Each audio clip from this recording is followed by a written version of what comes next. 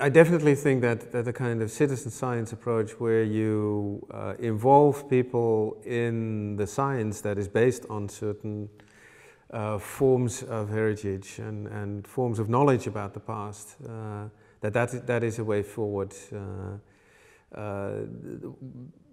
If you think about the future, then obviously the question about conservation is what kind of heritage will be sustainable, right?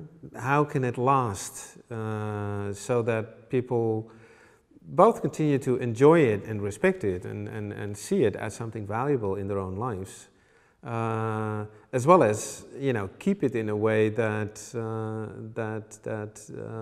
retains that value also for different stakeholders, such as expert scientists.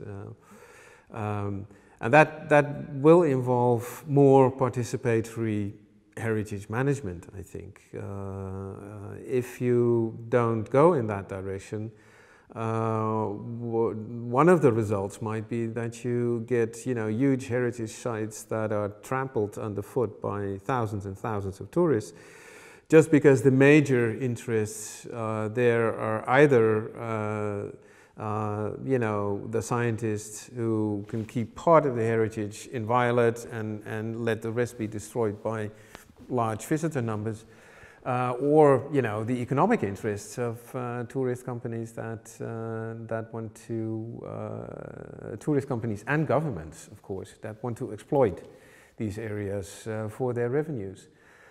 If you don't involve people closer by that are in daily interaction with those heritage sites, then it's difficult to think that they will last for a long time. Again, the Zanzibar example is interesting because the stone town houses originally meant for the huge families of the Arab elite and the Indian merchants that supported the Arab elite, right? Huge families that had one kitchen for, you know, for groups of people numbering in the 30, 40, 50 family members sometimes.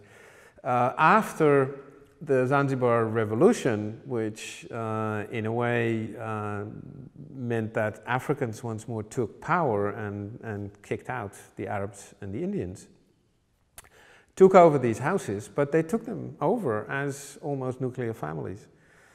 So the houses were divided up by very much smaller groups of users, which meant that, you know, one family was cooking the dinner underneath a staircase, which obviously wasn't very good for the staircase. So shortly after the revolution, about 200 of those beautiful houses were destroyed.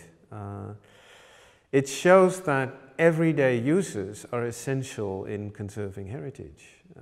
And if you cannot share the value of those buildings with the people who live there or live very close by, which also goes for wildlife conservation or other forms of ecological conservation.